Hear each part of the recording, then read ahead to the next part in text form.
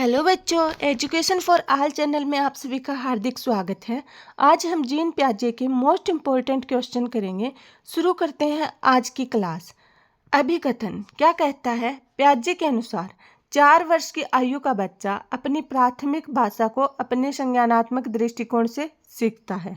और क्या कहेगा? संज्ञान के माध्यम से भाषा का विकास किया जा सकता है। अब हम ऑप्शन देखते हैं कि कथन और कारक में क्या सही है। पहला ऑप्शन क्या कहता है? कथन और कारक दोनों सत्य है और कारक सही स्पष्टीकरण कर रहा है कि प्याजे के अनुसार बच्चा संज्ञानात्मक दृष्टिकोण से भाषा को सीखेगा। और दूसरा कारक क्या कहेगा कि संज्ञान के माध्यम से भाषा का विकास किया जा सकता है। दोनों ही सही है और यही इसका सही स्पष्टीकरण है। दूसरा ऑप्शन क्या कहेगा? कथन तो सही है, सत्य है, लेकिन कारक गलत है। तीसरा ऑप्शन क्या कहता है? कथन और कारक दोनों ही गलत है। चौथा ऑप्शन क्या कहेगा? कथन और कारक दोनों सत्य है, लेकिन कारक कथन का सही स्पष्टीकरण नहीं कर रहा है। तो इसका सही आंसर क्या आएगा? ऑप्शन ए, क्योंकि इसमें ये जो कथन है वह भी सही है और कारक भी सही है। और कारक है यह कथन का सही स्पष्टीकरण कर रहा है, क्योंकि बच्चे का भाषा का विकास संज्ञान के माध्यम से ही होता है। नेक्स्ट क्वेश्चन देखते हैं हम। बच्चा है हर बार आश्चर्यचकित हो जाता है जब उसकी माँ उसके चेहरे को अपने हाथों से ढकती है और फिर उसे हाथ हटाती है। प्याजे की कौन सी संज्ञानात्मक अवधारणा बच्चे को अभी तक समझ में नहीं आई है जो इस खेल को इतना रोमांचक बनाती है? ऑप्शन 1 है संरक्षण, बी है श्रृंखला, 3 है वस्तु स्थायित्व, 4 है जीववाद। तो इसका सही आंसर क्या आएगा? ऑप्शन 3 वस्तु स्थायित्व। अभी तक बच्चे को वस्तु स्थायित्व का ज्ञान नहीं है, इसके कारण वह खेल उसे ज्यादा रोमांचक बनाता है। नेक्स्ट क्वेश्चन है अपना। जीन प्याजे के अनुसार चिन्हों के लिए चिन्हों का प्रयोग करने की क्षमता, जैसे कि अक्षर एक्स को अज्ञात अंक के लिए मानने की क्षमता, रिक्त के दौरान विकसित होती है और विद्यार्थियों को रिक्त सीखने में सक्षम बनाती है। ऑप्शन क्या है अपने? औपचारिक संक्रियात्मक अवस्था और बीजगणित और गणना। दूसरा ऑप्शन क्या होगा? औपचारिक संक्रियात्मक अवस्था, संरक्षण और क्रमबद्धता। तीसरा ऑप्शन क्या है? मूर्त संक्रियात्मक अवस्था, बीजगणित और गणना। और चौथा ऑप्शन क्या होगा? मूर्त संक्रियात्मक अवस्था, संरक्षण और क्रमबद्धता। तो इसमें क्या है? अक्षर एक्स को अज्ञात अंक के लिए मानने की, जैसे हम मैथ में बोलते हैं ना कि माना एक्स का मान इतना होगा, वाई का मान इतना होगा, तो इसमें हमने कल्पना की है। तो तीसरा और चौथा ऑप्शन तो वैसे ही सही नहीं होगा, क्योंकि ये मूर्त संक्रियात्मक अवस्था है। मूर्त संक्रियात्मक अवस्था में जब सामने कोई ठोस वस्तु हो उसके बारे में सोचना। तो इसमें क्या होगा? कल्पना के बारे में कहा गया है। किसके बारे में कहा गया है? कल्पना से सोचना, क्योंकि माना एक्स का मान कितना है, माना वाई का मान कितना है। तो इसमें पहला ये आएगा औपचारिक संक्रियात्मक अवस्था। पहले ऑप्शन में हम क्या रखेंगे? औपचारिक संक्रियात्मक अवस्था। फिर दूसरे में क्या रखेंगे कि औपचारिक संक्रियात्मक अवस्था के दौरान विकसित होती है और विद्यार्थियों को रिक्त सीखने में सक्षम बनाती है। क्या सीखने में? बीजगणित और गणना में। क्या सीखने में बनाएगी? बीजगणित और गणना में। इसका सही आंसर होगा ऑप्शन 1। अगले क्वेश्चन पर चलते हैं।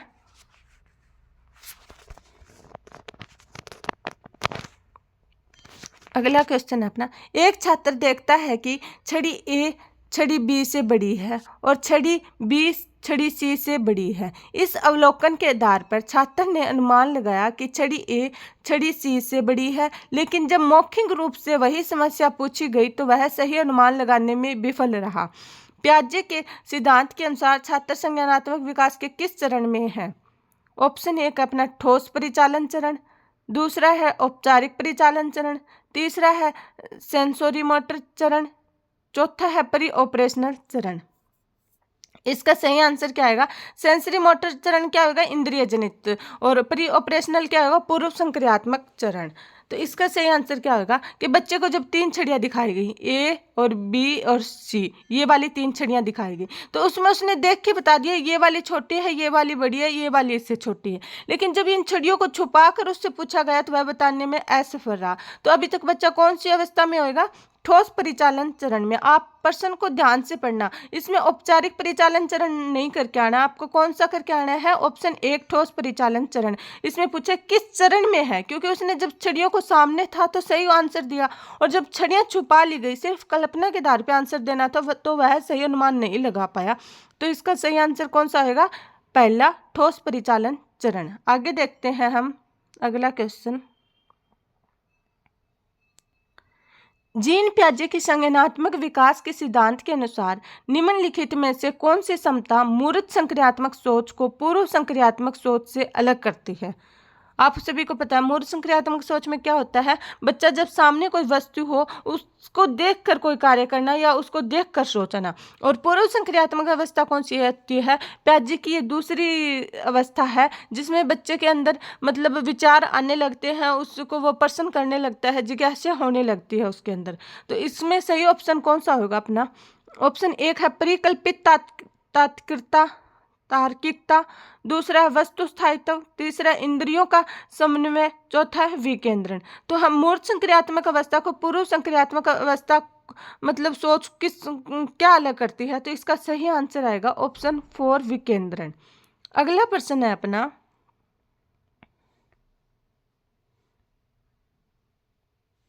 जीन पियाजे के सिद्धांत का प्रमुख प्रतिपादन यह है कि बच्चों की सोच बड़ों से बेहतर होती है।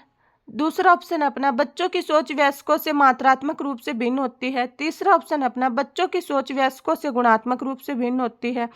चौथा ऑप्शन है बच्चों की सोच बड़ों से कमतर होती है। इसका सही आंसर क्या आएगा, क्या मतलब जीन पियाजे का सिद्धांत क्या प्रतिपादन करता है, तो इसका सही आंसर आएगा थर्ड, बच्चों की सोच वयस्कों से गुणात्मक रूप से भिन्न होती है। क्या होगी, गुणात्मक रूप से अलग होगी। अगले प्रश्न पर चलते हैं हम। पियाजे के अनुसार निम्नलिखित में से व्यक्ति के संज्ञानात्मक विकास को प्रभावित नहीं करेगा। आपको नहीं, सही, इन शब्दों का विशेष ध्यान रखना है। जैसे अब प्रभावित करेगा का अलग ऑप्शन आएगा और प्रभावित नहीं करेगा अलग ऑप्शन आएगा, तो इन चीज़ों का विशेष ध्यान रखना है। जब भी आप प्रश्न पढ़ रहे हो एग्जाम में तो नहीं पर इन पर टिक लगा लेना ताकि आपको स्पेशल याद रहे। ऑप्शन है अपने भाषा, दूसरा है सामाजिक अनुभव, तीसरा है परिपक्वन, चौथा है क्रियाकलाप। तो इसमें क्या है, संज्ञानात्मक विकास को प्रभावित नहीं करेगा, तो सामाजिक अनुभव बिल्कुल करेगा, परिपक्वन मतलब उसमें कितनी मैच्योरिटी है करेगा, और क्रियाकलाप मतलब वो कितना कुछ क्या करके देख रहा है, तो जितना ज़्यादा करके देखेगा उतना ही ज़्यादा सीख पाएगा। तो इसमें प्रभावित नहीं करेगा, सिर्फ एक कारक भाषा। बच्चे की भाषा चाहे कौन सी भी हो, हिंदी हो, इंग्लिश हो, अंग्रेजी मतलब उर्दू हो, पंजाबी हो, कुछ भी हो, उसका भाषा पर विकास का कोई प्रभाव नहीं पड़ेगा। इसका ए सही आंसर होगा। अगले प्रश्न पर चलते हैं हम।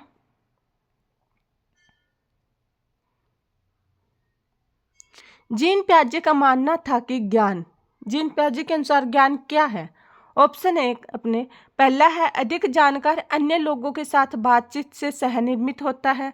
दूसरा ऑप्शन है एक दृश्य व्यवहार परिवर्तन है जिसे विश्वसनीयता के साथ मापा जा सकता है। तीसरा ऑप्शन अपना पर्यावरण से निष्क्रिय रूप से पारित होने की बजाय बच्चों द्वारा निर्मित किया जाता है। और चौथा है अंतःक्रियाओं के माध्यम से प्राप्त करने की बजाय जन्मजात और दिया हुआ होता है। तो इसका सही आंसर क्या होगा, इसका सही आंसर होगा ऑप्शन 3 पर्यावरण से निष्क्रिय रूप से पारित होने की बजाय बच्चों के द्वारा निर्मित किया जाता है, मतलब बच्चे अपने ज्ञान को खुद बढ़ाते हैं। आगे देखते हैं हम। आफसा आलू की चिप्स उठाती है और कहती है तितली। अब आगे देखते हैं, जीन पियाजे के अनुसार इस प्रकार का प्रतीकात्मक विचार किसकी विशेषता है। ऑप्शन 1 है संवेदीपरक चरण, 2 है पूर्व संक्रियात्मक चरण, 3 है मूर्त संक्रियात्मक चरण और 4 है औपचारिक संक्रियात्मक चरण। मतलब उसने चिप्स को उठाकर क्या बताया, उसको तितली बताया, तो यह किसका प्रतीक है। तो इसमें ये सही आंसर क्या होगा, ऑप्शन 2 पूर्व संक्रियात्मक चरण में बच्चों में विचार आने लग जाते हैं, उनकी जिज्ञासा बन जाती है और वो एक दूसरी चीज को क्या करेंगे, रिलेट करने लग जाते हैं। अगला प्रश्न है अपना, और आज का ये अपना लास्ट प्रश्न है, देखते हैं। रचनावादी शिक्षण सिद्धांतों के बारे में निम्नलिखित में से कौन सा सत्य नहीं है। ऑप्शन 1 है शिक्षार्थी अपना ज्ञान और समझ स्वयं बनाते हैं। दूसरा है नई जानकारी पूर्व ज्ञान से निर्मित होती है। तीसरा है पूर्व प्रक्रिया में शिक्षक की भूमिका सबसे महत्वपूर्ण होती है। चौथा है सीखना एक सक्रिय एवं गतिशील प्रक्रिया है। तो इसका क्या होगा, सत्य नहीं पूछा है का नहीं पूछा, नहीं पूछा, तो इसका सही आंसर कौन सा होगा, थर्ड। पूर्व प्रक्रिया में शिक्षक की भूमिका सबसे महत्वपूर्ण होती है। शिक्षक की भूमिका सबसे महत्वपूर्ण नहीं होगी, वह एक सहायक के रूप में कार्य करेगा। और इस पहले ऑप्शन में तो सही दिया गया कि शिक्षार्थी अपना ज्ञान और समझ से बनाते हैं, जितना ज़्यादा वो ज्ञान ग्रहण करेंगे उतनी उनकी समझ ज़्यादा बनेगी। नई जानकारी पूर्व ज्ञान से निर्मित होती है, ये बात भी बिल्कुल सही है। सीखना एक सक्रिय और गतिशील प्रक्रिया, ये बात बिल्कुल सही है। तो फिर कौन सा ऑप्शन सही होगा इसमें, थर्ड, यह बात सही नहीं है।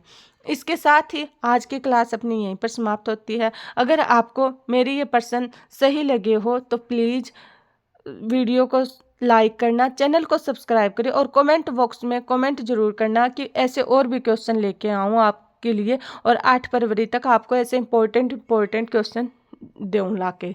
तो धन्यवाद, चैनल को सब्सक्राइब जरूर करते जाना।